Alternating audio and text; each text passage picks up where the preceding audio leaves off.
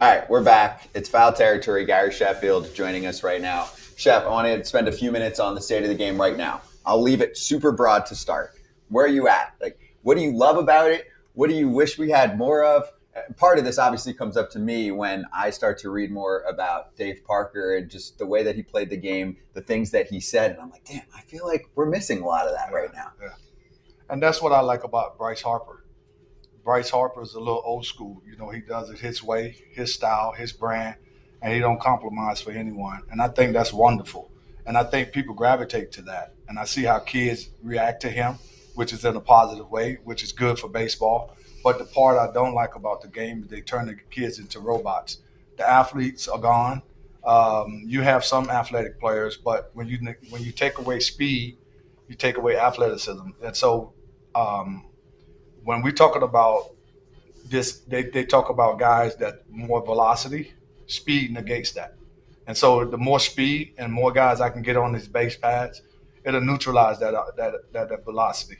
Because now I'm gonna make you feel your position. I'm gonna make you work harder at your craft than just throwing a baseball by me and tricking me. Now we're gonna play the other part of the game. And so for me, this brand of baseball, I don't like to watch it because I don't like to see nothing happening. Because every inning something should happen. I mean, if it's three strikeouts or whatever, but it's going to be something that looks different the next inning. We may have three bunts, but we're not just going to walk up here and strike out and not put runners on base and make the pitcher, work. And these guys just sitting in the backyard, just changing on tee and just throwing the ball and then going back to the dugout. Nothing else happened. You got to make things happen.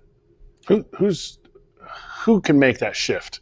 You think teams have to? You think players have to? You talk about like veterans talking to guys at the end of our careers. You talk to guys and it's like, hey, the longer you stay in the game, if you're looking to make money, the longer you stay in the game, more money you make. Right now, the teams put these teams together and they play the brand of baseball that they want to play. Can players change it? No, the players can't change it. That's why I say it's not their fault. I said the brand of baseball that we're watching, it's not the players' fault. That's what they're asking for. They're asking these guys to go up here, hit home runs, swing with this uppercut, and that's it. And so I talk to a lot of kids, and when I talk to them, they have no, and I mean zero understanding about hitting, like zero. They basically tell me, I remember I went and took this kid on the mentorship dinner, like I'm mentoring players, and they said to me, well, I said, what happened on this 1-1 count? And he said, well, they want us swinging on that count no matter what. I said, what that mean? So basically, they got a scouting report that's set up that says when you get to this count, we want you to swing no matter what. For what? Because they think there's a certain pitch coming? They know that a certain pitch is coming. Okay. Oh, they're saying the probability of this pitch yes. means that you shouldn't have a feel, just swing. Yeah, I knew that because as a catcher, I'd be like, they have we run into cover two here. We run Stop. You ain't wearing that. Running, right? Yeah. And you're like, oh, it's 1-1. He has to swing. Yes. They think I'm throwing this pitch. I'll throw something completely different. But see, that's the guy why swings out and you're like, I knew he was going to say something because he's a catcher. But I know he can read swings. He can read situations. He know what this guy got. And I look at your swing. I know what to call. I mean, that's an easy. No, they don't do that But anymore. they don't do that anymore. They don't do that. No. He basically told me that when this count happens, we have to swing on this count. Not the first pitch. Young kid. Yes. It's like I watch pitchers now with the little thing on their glove or they call their own pitches. Yeah. How can you throw a ball? As a catcher, you can see the hitter because you see the ball and you can watch the hitter.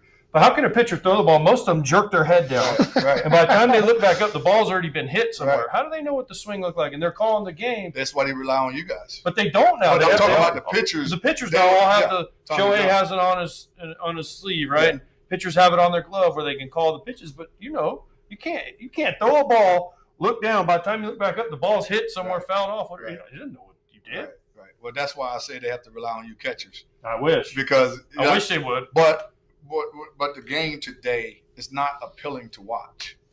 And I'm not trying to knock the game. I want it to be good.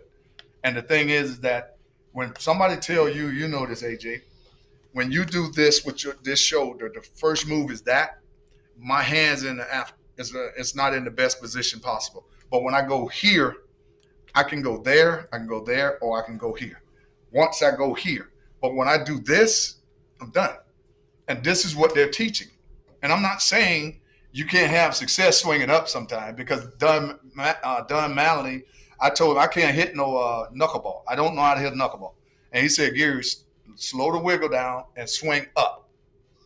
And I did that, and Wakefield and everybody else couldn't get me out of it. I'm saying, what I'm saying technically is, I would take the data that they have today, but I would take the old school and make it a marriage and create magic. That's what I think. I like that. Yeah. Good. Yeah. Well, by the way, you and Wakefield's a bad matchup for R.I.P. Tim, but that's a bad matchup. You for should him. have saw it at the beginning. It was bad for me. Really? Oh yeah. I'm wiggling and I was swinging down. Oh yeah. Because I swing, I think this, and that ball just shoot up. It rise up, and my swing just go right by. I walk back to the Don. I say, Don, I don't have a clue. That's not a bad matchup for Tim, who was playing third for the Red Sox at that time. That's who the bad matchup was. Yeah. Hey, infield in. You play back. But they didn't know I couldn't hit it. And then when he told me that, I didn't even understand what he was saying. Just swing up. I didn't know how to do it. I didn't know how to swing. I was always a guy that swing this way. My first move is this. And when I did it, home run. That's great. That ball I saw the ball so much better when I just stayed up, going upward. But when I'm hitting like this Pedro, everything is this. Once that goes here, Pedro got you. building a hair growth routine is easy only if you go with Nutrafol. Why is that, Todd Father? Nutrafol, you think about hair. For me, sometimes the hair gets thinning. This thing will thicken your hair up as much as you need. You think about going to weddings, you're going to the beach, you're just hanging out with friends, and you want to take photos. You want your hair to look good, and this is the best possibility for it. Yeah, and thinning hair is different for men and women, so a one-size-fits-all approach to hair growth, that's not it, okay? They have multiple formulas for men and for women that are tailored to fit different stages of life, okay? So go check out Nutrafol. Building a hair growth routine can be easy, and you order online. There's no prescription needed as well. Free shipping, automated deliveries, and for a limited time, Nutrafol is offering the FT fam $10 off your first month subscription and free shipping when you go to Nutrafol.com and enter the promo code FOUL, F-O-U-L. Find out why Nutrafol is the best-selling hair growth supplement brand at Nutrafol.com, spelled Nutrafol.com, promo code FOUL. Wow. What about the game from an entertainment perspective? So, you know, we do have the pitch clock that comes into play, so at least that kind of sped things up. And then also the way that obviously we've got the juggernauts, and then there are some teams that are a tough watch, you know, and it's been going for years now, right? The Rockies, the Pirates. It's been a long time. Any thoughts on how we can get that to change? Well, I'll say this. I talk about this a lot. I get a lot of phone calls from a lot of people.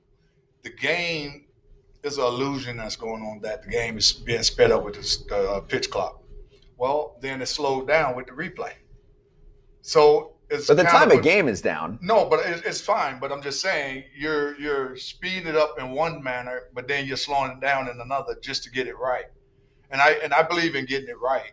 But when you're talking about the whole totality of the game and who's in it and how it's being played and what's entertaining to watch and what's not, something has to change for us who you drafting.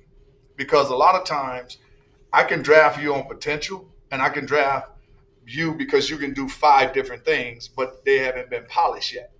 So that's called a development side. Some kids need more development and more time to develop into the player that they can be. These scouts are not scouting that way no more. They don't even have to show up at the game anymore. They can go on the data, and if you hit a ball 104 in the 12th grade, and then you threw a ball as 99 in the 12th grade, they drafted you just on that alone, never seen you play. Bat speed now too. They're tracking all of that. Yes. They've got a delineation, many teams do, where it's like if he's not at this level, we're good. Yeah. Chances are that it's not going to work. Yeah.